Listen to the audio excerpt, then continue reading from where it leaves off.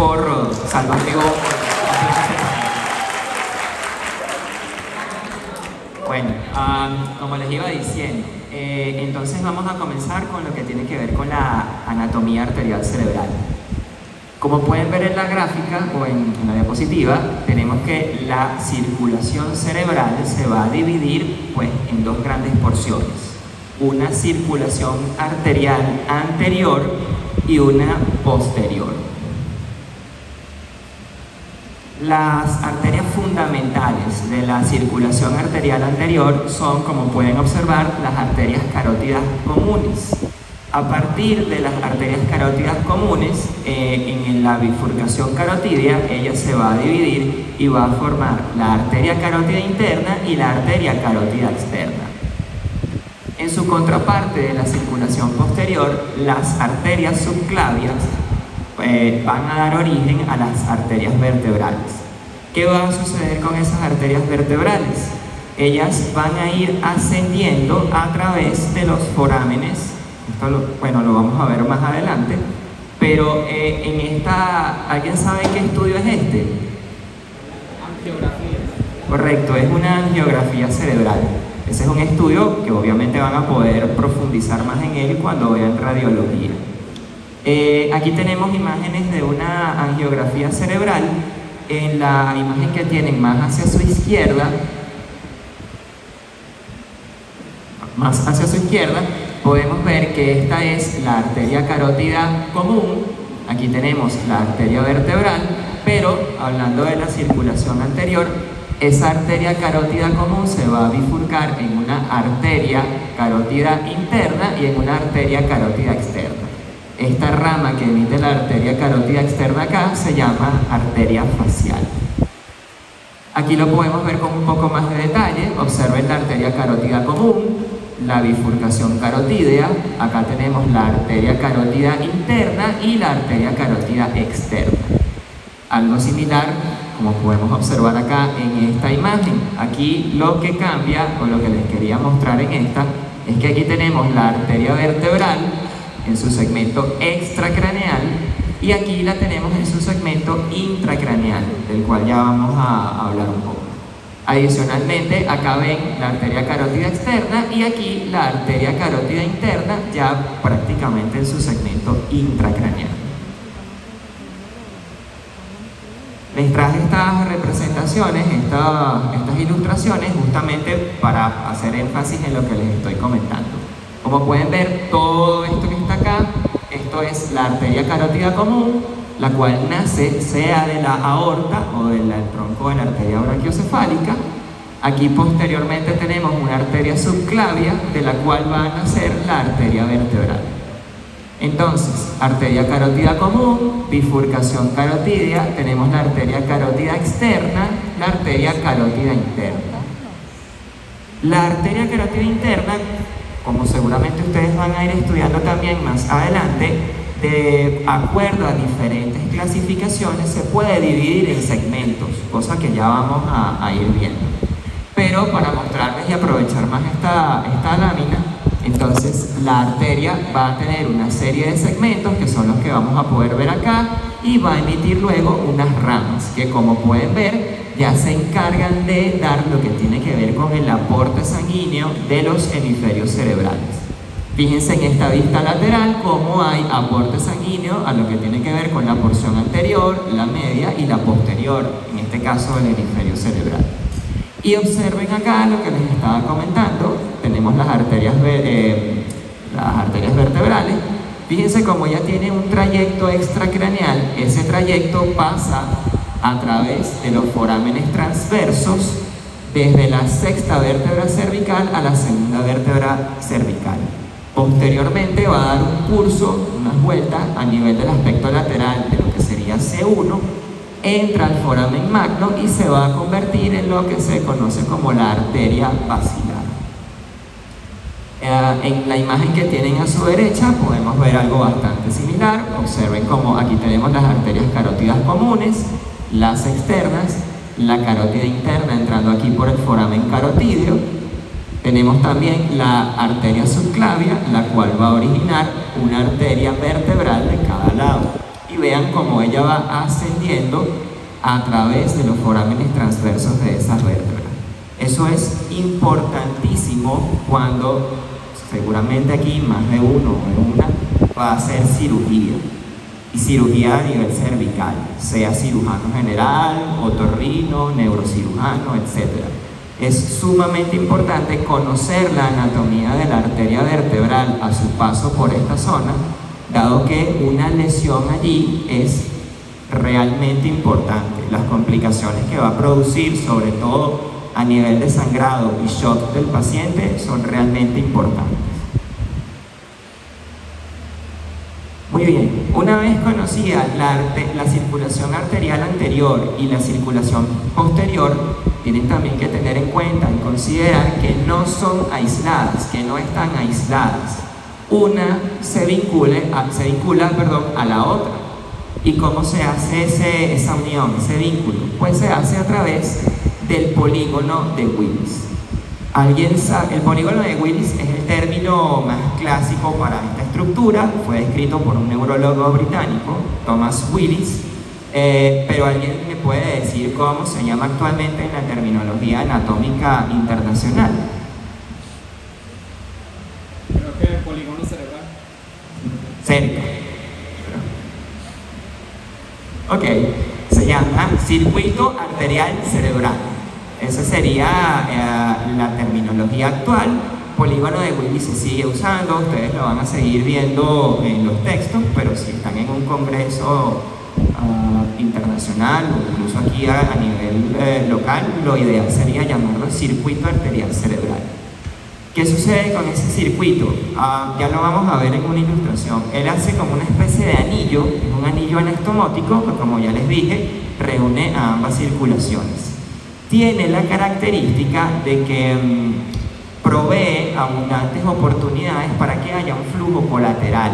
Y eso es súper importante en la circulación cerebral, porque si solamente tenemos una sola vía de aporte sanguíneo y de irrigación a las estructuras cerebrales, obviamente si hay algún problema, alguna complicación, sea una obstrucción, sea un sangrado, sea una estenosis, eso va a repercutir mucho peor en el paciente. La presencia del circuito arterial cerebral nos va a permitir un flujo colateral en los que algunas estructuras pueden compensar a otras. Importante que tengan en cuenta que esa estructura, aquí se los presento, este es el circuito arterial cerebral. Este anillo completo, así como ustedes lo están viendo, está presente solamente en el 25% de los individuos, lo que quiere decir que de los que estamos acá, solamente el 25% va a tener esto acá perfecto como se ve en el libro. Hay numerosas variantes anatómicas, seguramente ustedes en primer año, en muchísimo de lo que tiene que ver con estructuras vasculares, vieron variantes anatómicas, que eso no es algo patológico, no tiene relevancia clínica, simplemente es una variante que ocurre, igualmente como pasa acá en el polígono de Willis. Bien, entonces, explicándolo un poco así a grosso modo, vamos a observar que en principio tenemos acá las arterias cerebrales anteriores. Lo que, bueno, en principio es importante también acotar que la arteria carótida interna, que es esta que les estoy mostrando acá, tiene unas ramas terminales. ¿Alguien sabe cuáles son?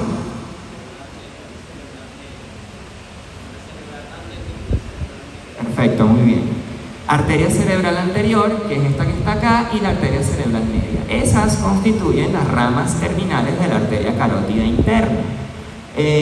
A su vez, tenemos que las arterias que van a aportar sangre, que van a irrigar de forma predominante a los hemisferios cerebrales, van a ser las arterias cerebrales anteriores, que son estas que les estoy mostrando acá, las arterias cerebrales medias y las arterias cerebrales posteriores.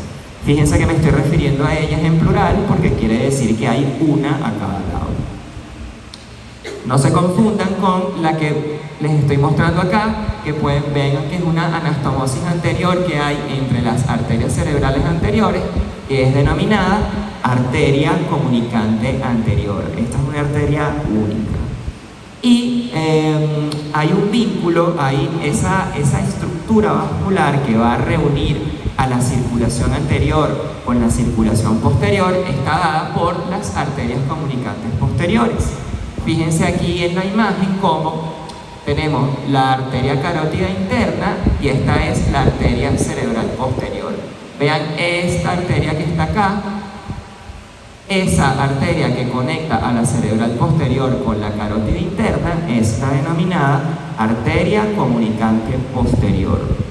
Esta arteria, como pueden observar, es bilateral. Tenemos una de cada lado, cosa contraria a la que ocurre con la comunicante anterior. En el caso, acuérdense que seguimos hablando de la circulación anterior, pero les voy a hacer un breve spoiler sobre la circulación posterior. ¿Saben cuál es el nombre justamente también que se le da a esas estructuras del sistema de la circulación posterior?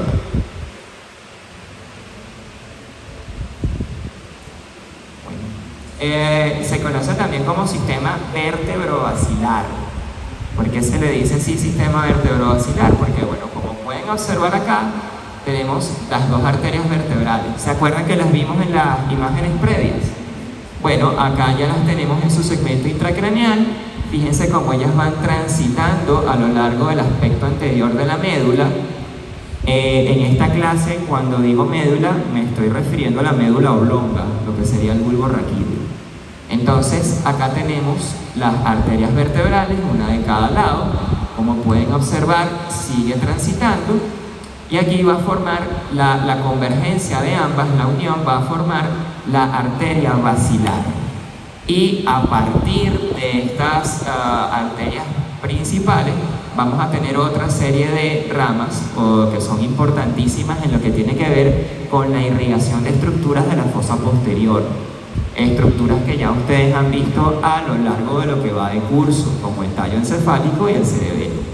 Fíjense como acá tenemos una de las ramas justamente de ese sistema vertebrovascular, que es la arteria cerebral postero-inferior, conocido como pica. A partir de ahí, de ahora voy a llamarla pica. Luego en la arteria basilar vamos a poder observar que también va a emitir una serie de ramas, que son unas ramas pontinas. Tenemos también acá lo que sería la arteria cerebelar superior y la arteria cerebral posterior, que son ramas que se originan de acá del tope de la arteria basilar. Y también tenemos otra arteria, pero esta arteria se origina de la parte proximal de la arteria basilar, que es la arteria cerebelar anteroinferior, también conocida como AICA. Ok, lo que les estaba comentando anteriormente de los segmentos carotídeos. Fíjense que hay diversas clasificaciones. Yo les voy a dar una bastante sencilla y que para lo que necesitamos saber está bastante completa. Se divide en 4 segmentos. El primer segmento que ustedes van a ver acá es el segmento extracraneal. ¿Se les ocurre cómo puede llamarse? Okay. Muy sencillo.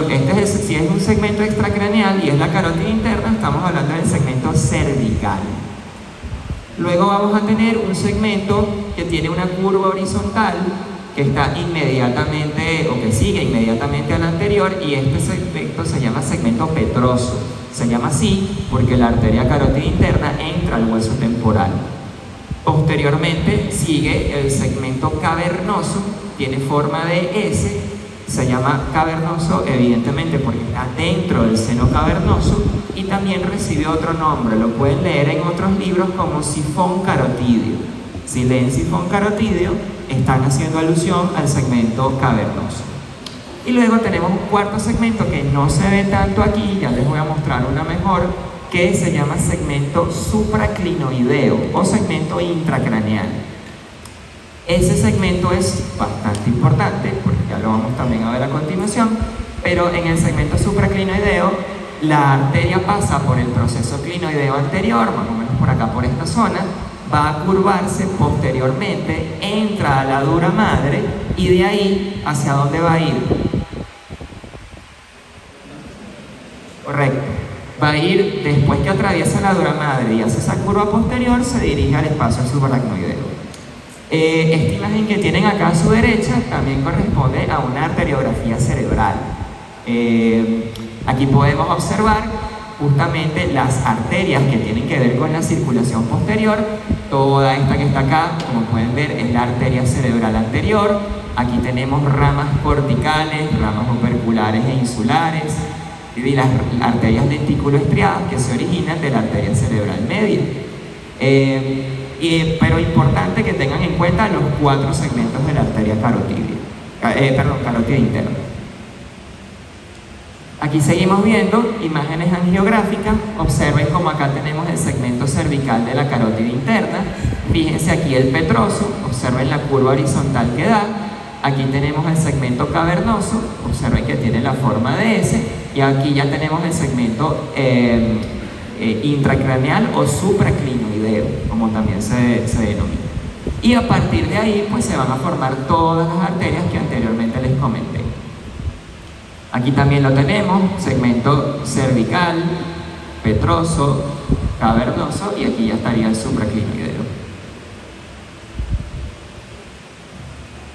Muy bien, importante también tener en cuenta que la arteria carótida interna va a tener unas ramas. Acuérdense que ya comentaron que las ramas terminales son la arteria cerebral anterior y la cerebral media. Pero ese segmento supraclinoideo o intracraneal de la arteria carótida interna va a tener unas ramas. Y esta es la mnemotecnia que pueden usar para recordarlo. O de arteria oftálmica, P de arteria comunicante posterior, A de arteria coroidea anterior, A de arteria cerebral anterior y M de arteria cerebral media. Esas 5 arterias van a constituir lo que sería las ramas del segmento supraclinoideo de la carótida. Aquí me voy a detener un poco en la arteria oftálmica. La arteria oftálmica es muy importante porque ella representa el principal aporte sanguíneo a la retina. Entra junto con el junto con el nervio óptico a través del foramen óptico y va a tener justamente ese aporte a un órgano tan importante. Adicionalmente tenemos la comunicante posterior, coroidea anterior, cerebral anterior y de cerebral media. Vamos a ver un poquito de cada una ahora. Muy bien, las estructuras vasculares, las estructuras del cerebro las podemos dividir en unas estructuras superficiales y unas estructuras profundas. ¿Quién se va a encargar de la irrigación de esas estructuras superficiales? Pues básicamente lo van a hacer unas ramas penetrantes que van a surgir, que se van a originar de estas 3 principales arterias que van a darle esa irrigación a los hemisferios cerebrales. A su vez, las estructuras cerebrales profundas, tales como los núcleos de la base, el tálamo y la cápsula interna, van a estar irrigadas por una serie de ramas también que son penetrantes y que van a surgir de los segmentos principales de esas arterias que están en el polígono de Willis en la base del cerebro. Entonces, en principio vamos a hacer algunas consideraciones sobre la arteria cerebral anterior, la cerebral media y la cerebral posterior. Aquí tienen la arteria cerebral anterior. Fíjense cómo ella cruza hacia adelante, viaja a través de la fisura interhemisférica y tiene una curva alrededor del cuerpo calloso. Ella va a emitir o tiene varios segmentos. Cuando ustedes lo lean en los textos, en la literatura, van a poder ver que los segmentos tienen una nomenclatura con números. Van a ver A1, A2, A3. Lo mismo van a ver con la arteria cerebral media y con la arteria cerebral posterior. En el caso de la arteria cerebral anterior, la nomenclatura sería A seguida del número. En el caso de la cerebral media es M seguida del número. Y en el caso de la cerebral posterior, la P seguida del número. Aquí tenemos 2 ramas muy importantes de lo que tiene que ver con la arteria cerebral anterior, que son la arteria pericallosa y la arteria calloso marginal. Ya solamente ustedes viendo esta ilustración se pueden dar una imagen de lo importante que es la arteria cerebral anterior, porque como pueden observar acá en esta imagen, todo lo que tiene que ver con el color azul tiene que ver con el territorio de la arteria cerebral anterior. Entonces, básicamente ella lo que va a hacer es irrigar la corteza en su superficie medial anterior, yendo desde el lóbulo frontal hasta el lóbulo parietal anterior, con lo cual pueden también sacar conclusiones de que a nivel, por lo menos en una vista medial, la arteria cerebral anterior es fundamental para poder irrigar, darle el aporte sanguíneo tanto a la corteza motora como a la corteza somatosensorial. Luego pasamos a la arteria cerebral media. Como pueden observar en la imagen que tienen a su izquierda, ella va a voltearse lateralmente, entra en las profundidades de la fisura silviana y se va a bifurcar en dos divisiones, una división superior y una división inferior. Adicionalmente, fíjense cómo da una serie de, o forma una serie de asas. Esas asas van a pasar por la ínsula y alrededor y sobre el opérculo cerebral, va a seguir a través de la fisura silviana para salir en la convexidad lateral del cerebro. ¿Qué hace o de qué se encarga la arteria cerebral media? Pues fíjense cómo su división superior se va a encargar de irrigar sobre la fisura silviana lo que tiene que ver con el lóbulo lateral, el lóbulo temporal lateral, la corteza frontal lateral junto con la corteza perirrolándica y a su vez también lo que tiene que ver con la división inferior irriga al lóbulo temporal lateral y a una porción variable de lo que tiene que ver con el lóbulo parietal. Es decir, la arteria cerebral media se encarga de irrigar a la corteza en la convexidad dorsolateral del cerebro, la arteria más importante en ese sentido. Y luego tenemos la arteria cerebral posterior. La arteria cerebral posterior es esta que estamos por acá, por esta zona.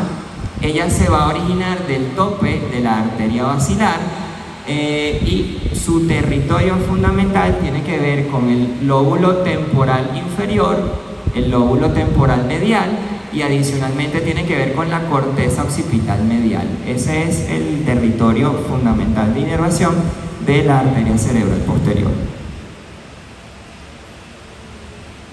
Muy bien, ahora hablando un poco sobre lo que tiene que ver con las estructuras cerebrales profundas, tenemos que están irrigadas por una serie de ramas, pues de arterias que son también muy importantes.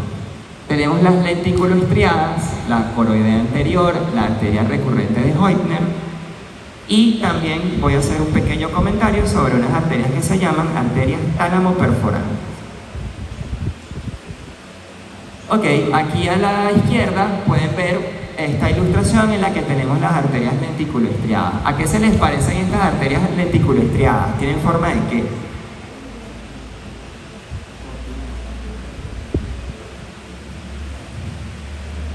Nadie.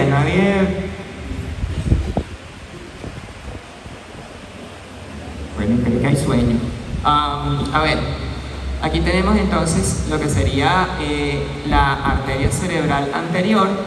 Aquí tenemos la arteria cerebral media.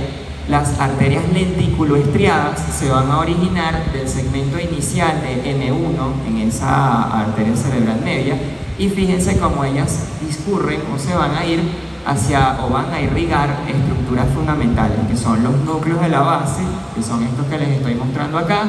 Los vamos a ver con mucho detalle en siguientes unidades. Y la cápsula interna. Ese es su territorio más importante de irrigación. Se considera que las arterias lenticuloestriadas son los vasos penetrantes más importantes en la base del cerebro. Acá esta también me sirve para poder enseñarles la arteria recurrente de Heutner. Ella se va a originar del segmento inicial de la arteria cerebral anterior, es decir, de A1. Y también se va a dirigir, como pueden observar, a estructuras que tienen que ver con los núcleos de la base. Principalmente irriga el putamen, el globo pálido, también tiene que ver con la cápsula interna y en ocasiones también se encarga del tálamo. En la imagen que tienen a la derecha, pueden observar que esta es la arteria cerebral media.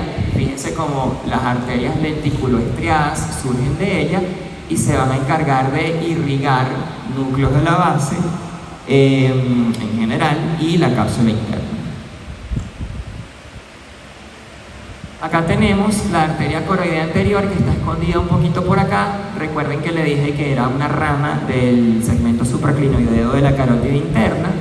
La arteria coroidea anterior tiene la particularidad de que va a irrigar, la arteria coroidea anterior sería esto que ustedes ven acá en verde.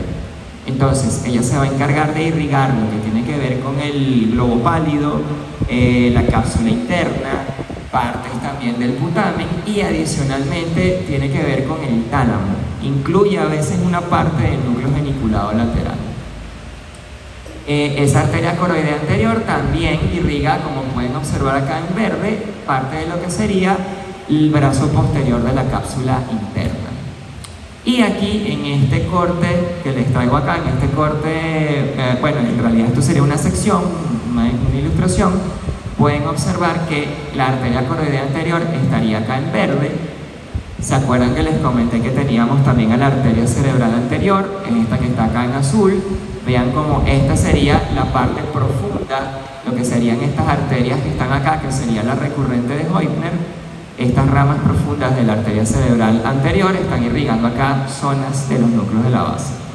Tenemos la división superior, división inferior de la cerebral media, ramas profundas de la cerebral media, que serían las arterias lenticuloestriadas.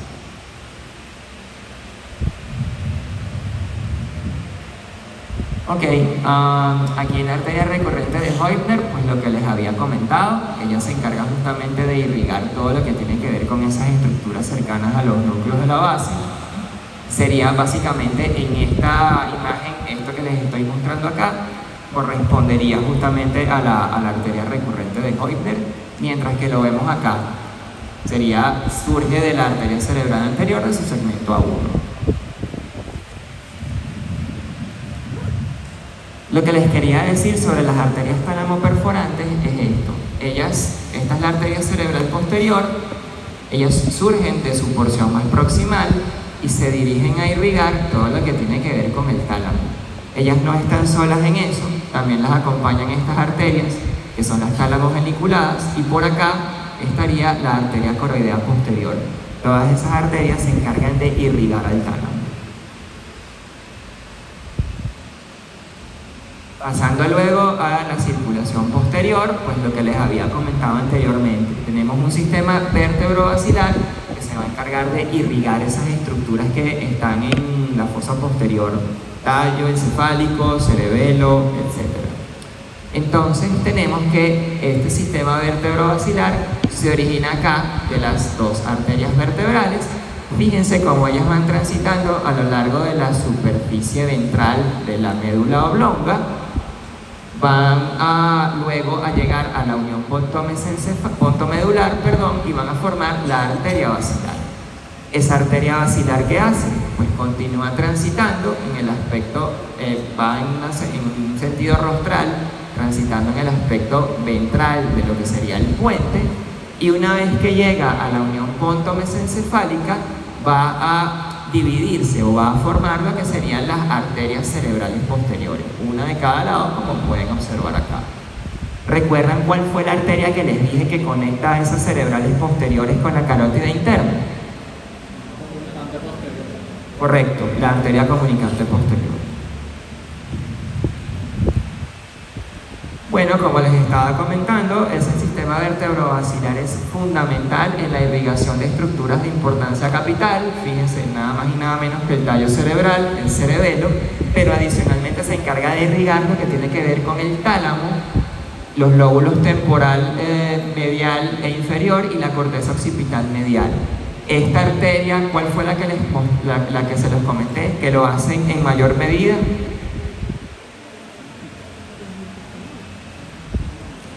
Les mostré esta imagen que estaba acá.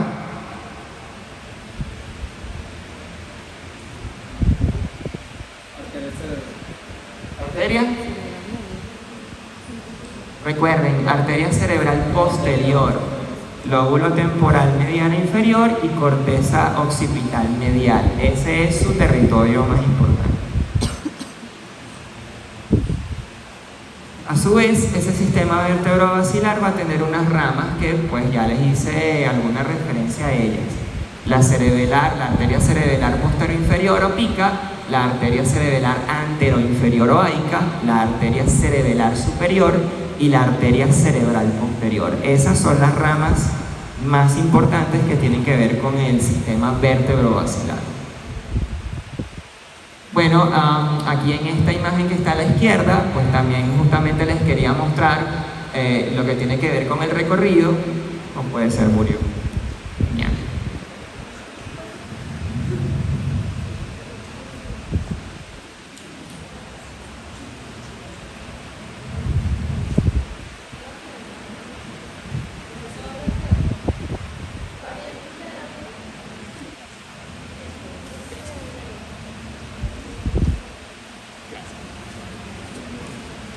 Gracias, Janeri. Ok, entonces, les estaba comentando sobre el sistema vertebrovascular. Aquí tenemos las dos arterias vertebrales. De esta arteria vertebral, bueno, de cada una, lo que pasa es que me estoy haciendo alusión a una sola, de cada una de las arterias vertebrales, fíjense cómo a nivel de lo que sería la médula oblonga, nace esta arteria. Según lo que les dije antes, ¿cuál creen que sería? Correcto, la pica. Entonces esta sería la pica. Esta arteria sigue avanzando, llegan y forman a la arteria basilar. De la parte proximal de la arteria basilar a nivel, fíjense acá, de lo que sería el puente caudal, van a ser esta arteria. Esta arteria sería la cerebelar anteroinferior, la aica. Y esta que está acá arriba es la arteria auditiva interna. Ahorita nos olvidamos de eso. Correcto, arteria laberíntica. Seguimos avanzando, seguimos subiendo y aquí podemos observar que a nivel del tope de la arteria basilar tenemos la arteria cerebral posterior, una de cada lado, y muy cercana a ella está la arteria cerebelar superior. Fíjense cómo están acá. ¿Qué estructura es esta que pasa entre la cerebral posterior y la cerebral posterior y la cerebelar superior? ¿Qué estructura es esta?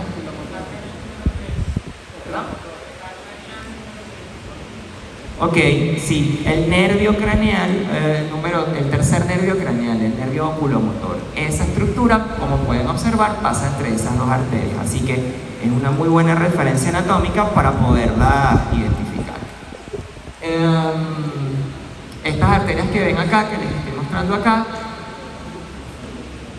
son unas arterias pontinas laterales que también surgen de acá de la arteria basilar y que vamos a ver luego para qué sirve cada una.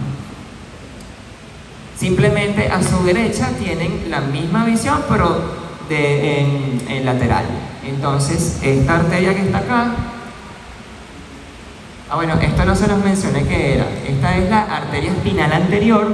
Como pueden observar, es una arteria que se origina de las arterias vertebrales, transita a lo largo de este aspecto ventral de la médula, sale del cráneo y se va a encargar de irrigar la médula espinal o el cordón espinal en su porción ventral.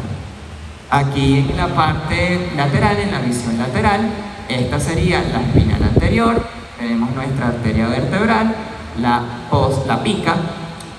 Fíjense que por lógica, si la pica está por acá, ¿qué va a irrigar ella? ¿De qué se encarga? ¿Cuál sería su territorio más importante?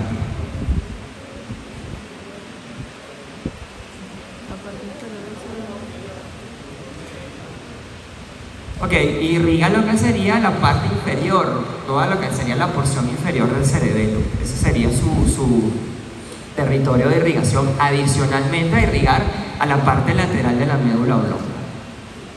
Seguimos avanzando y llegamos a lo que sería la arteria basilar. En la arteria basilar tenemos entonces que se origina la aica. La aica, fíjense cómo se encarga de irrigar más que todo lo que sería el puente caudal. Tenemos otras ramas. Tenemos luego a esta que está acá, que es la cerebelar superior. Fíjense cómo la cerebelar superior se va hacia lo que sería la mitad superior o la porción superior del cerebelo para irrigarlo. La cerebelar superior en algunos lugares pueden encontrar también que irriga regiones pequeñas de lo que sería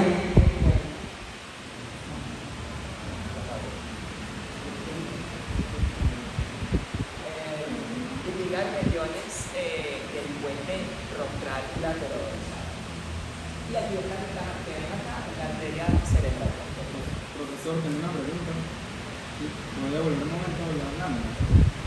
Que tengo una duda porque estaba explicando usted que se ve en la otra imagen, ¿no? Que el óculo motor pasaba entre dos arterias, pero veo en la otra imagen y más bien pareciera que fuera el troclear. Entonces me deja de ser un poco confundido. No, así que es el oculomotor. Eso es lo de la salida del tercer nervio craneal, lo vamos a ver también en una lámina que tengo por aquí. Gracias.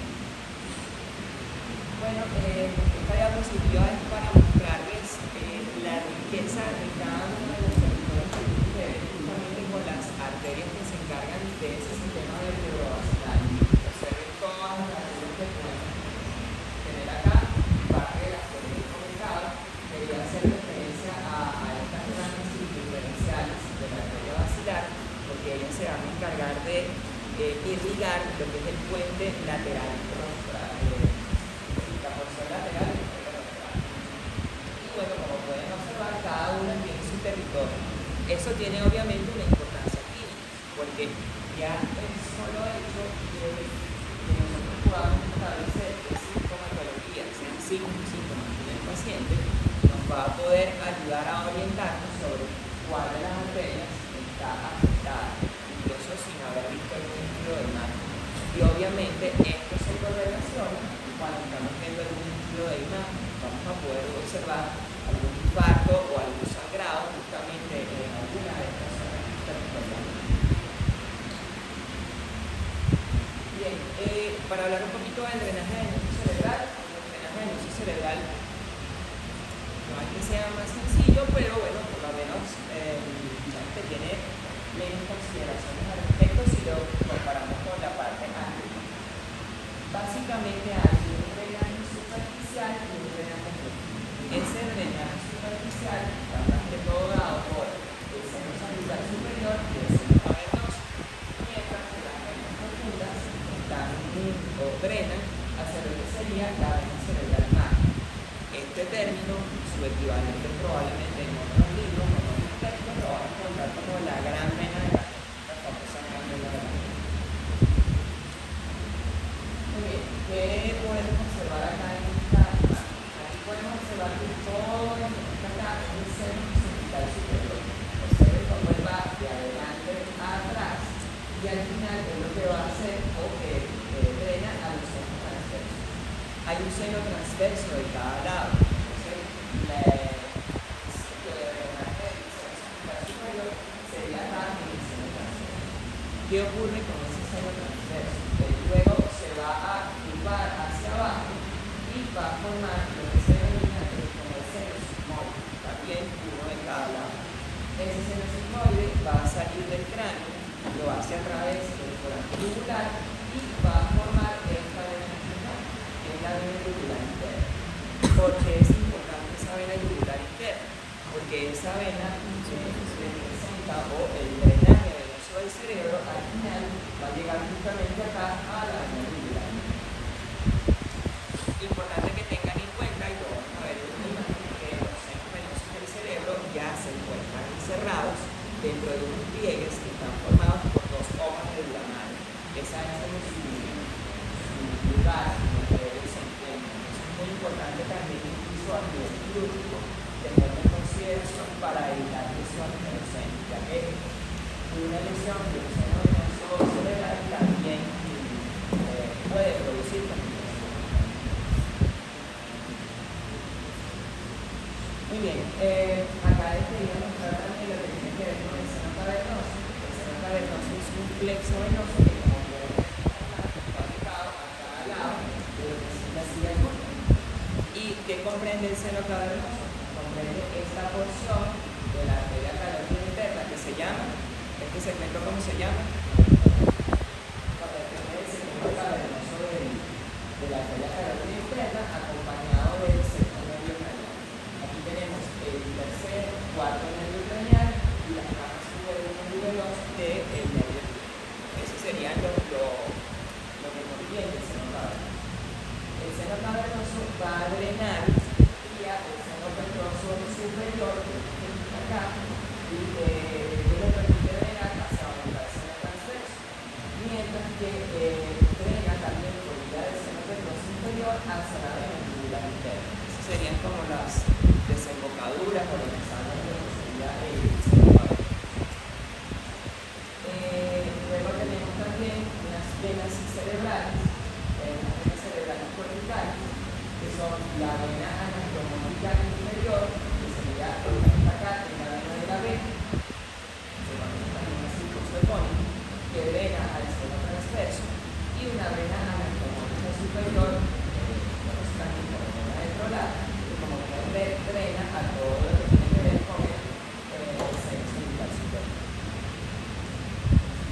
¿Qué otra cosa tenemos? Pues tenemos un drenaje venoso. Ese drenaje venoso está dado a través de las venas cerebrales internas, las venas basales de Rosenthal y algunas otras venas que pueden ser más pequeñas, como las venas cerebrales. Cuando nosotros unimos lo que son, aquí pueden observar la vena cerebral. Cuando se une la vena basal de Rosenthal, la vena cerebral interna, que es la vena cerebral, se forma la gran vena de Galena. Esa gran vena de Galena entra a la vía madre del territorio cerebral y junto con el seno sagital superior y el seno occipital va a formar una estructura que está acá que se llama el seno recto. Perdón, el seno sagital inferior, que se une junto con para formar la vena del seno recto. Entonces, el seno recto está acá, como podemos observar, va a desembocar acá en esta estructura que se llama confluencia de los senos. También lo podemos conseguir como tórtula o también como prensa de oro. Y es el sitio donde confluyen tanto el seno sagital superior, el seno recto y el seno occipital.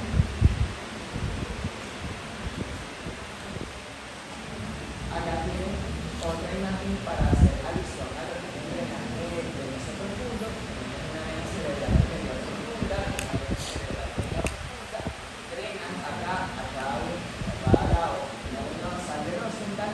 Esas venas basales de Rosenthal se unen con las venas cerebrales internas y forman acá la vena cerebral humana. Esa sería básicamente la más importante en cuanto al drenaje venoso. Bueno, espero que no se hayan quedado así como ven en este momento. Vamos a hablar algo más rápido sobre lo que tiene que ver con los ventrículos cerebrales. Como ustedes saben, los ventrículos cerebrales son cavidades que se encuentran en las del cerebro y que están llenas de líquido cefalorraquídeo. Ese líquido cefalorraquídeo está producido por las fibras monoides, los cuales se encuentran acá dentro de esos ventrículos cerebrales. El ventrículo tiene unas paredes y esas paredes están formadas, están tapizadas por una capa de terminal. Pero a su vez también tenemos unas células epiteliales por ahí que están acá. Son unas células epiteliales similares a las primarias, tienen una forma cuboidea y en realidad forman o hacen una barrera entre el líquido cefalorraquídeo y los capilares del líquido cefalorraquídeo. Eso vamos a ver por qué es importante y por qué no es. Ok, ¿cuántos ventrículos tenemos? Pues tenemos, hay dos respuestas correctas, pero en la clase teórica les voy a dar una sola respuesta de esas correctas. Tenemos 4 ventrículos. Tenemos los ventrículos laterales, como pueden ver, están a cada lado, bastante profundo. Un tercer ventrículo está dentro del encéfalo y un cuarto ventrículo que está básicamente rodeado de lo que tiene que ver con la oblonga, el puente y el cerebro.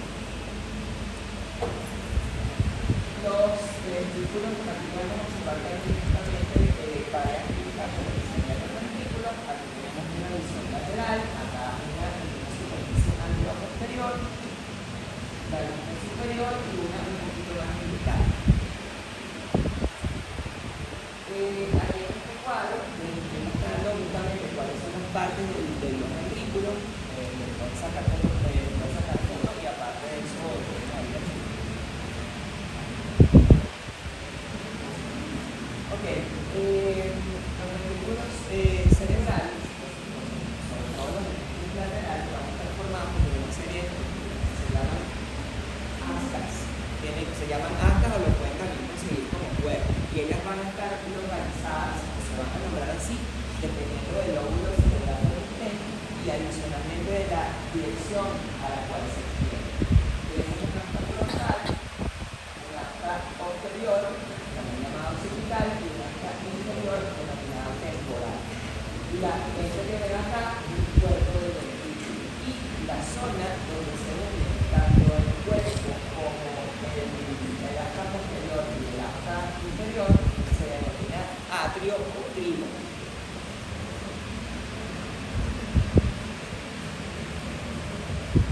Los ventrículos laterales están comunicados con el tercer ventrículo que está acá por medio de un foramen de una mujer que se llama foramen interventricular o foramen de Moro. Y ese tercer ventrículo va a tener unas paredes que van a estar formadas tanto por el tálamo como por el hipotálamo. Ese tercer ventrículo se va a comunicar acá con el cuarto ventrículo por medio de esta estructura que ven acá, que se llama acueducto cerebral o acueducto de Silvio, que es una estructura que viaja a través del mismo. Luego, posteriormente, podemos observar que tenemos acá el cuarto ventrículo que tiene un piso o tiene un piso y tiene un techo. Ese piso está conformado por el cerebelo y el techo está conformado por el cerebelo y el piso está formado a su vez por la médula oblonga y el plano. El cuarto ventrículo o el líquido cefalorraquídeo va a dejar ese sistema ventricular por estos forámenes que tenemos separados a los lados, que son el foramen de Brusca y un foramen que está en la línea media, un foramen de mayor.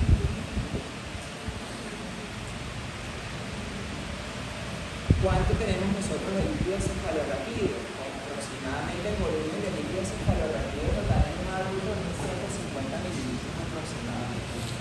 Se produce primordialmente en el plexo coroides a una tasa de 20 mililitros por hora, que más o menos eso se va recambiando a lo largo de todo el día. Por lo tanto, la producción total de líquido cefalorraquídeo va a oscilar entre los 450 y 500 mililitros.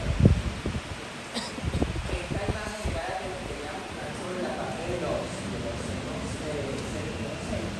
Este sería el seno cervical superior. Fíjense cómo él está encerrado, en una hoja de la madre y en otra hoja de la madre. Y esto que ven acá de color rojo son las vellosidades aracnoideas, que es donde se va a reabsorber el líquido cefalorraquídeo. Bien, ya llegando al final, les quería hacer algunos comentarios sobre las cisternas cerebrales. ¿Alguien sabe qué es una cisterna cerebral? ¿Cuál sería el concepto? La cisterna cerebral es un ensanchamiento del espacio subaracnoideo en algunas áreas, y eso es, o ocurre con el fin de hacer colecciones más grandes de líquido cefalorraquídeo. Nosotros tenemos varias cisternas, pero la de mayor relevancia aquí está arriba. Para el curso son las cisternas perimesencefálicas, la reportina, la magna y la tipática. Tenemos tres cisternas perimesencefálicas. La cisterna ambiens está localizada, o sea, que está a cada lado del mesencéfalo, es decir, tenemos dos. Y la cisterna cuadrigémina está posterior al mesencéfalo, debajo de la porción superior del cuerpo calloso. Y una cisterna interventricular, que también se le denomina fosa interventricular. Y se encuentra en la superficie ventral del mesencéfalo entre los pedúnculos cerebrales. Y es importante porque es un lugar de salida del mesencéfalo del tercer nervio ocular. Para que les esté mostrando un poco esto que la cisterna cuadrigémina estaría localizada por acá por esta zona, se llama cuadrigémina porque hace alusión a las cuatro protuberancias que ven acá, la fosa interpeduncular,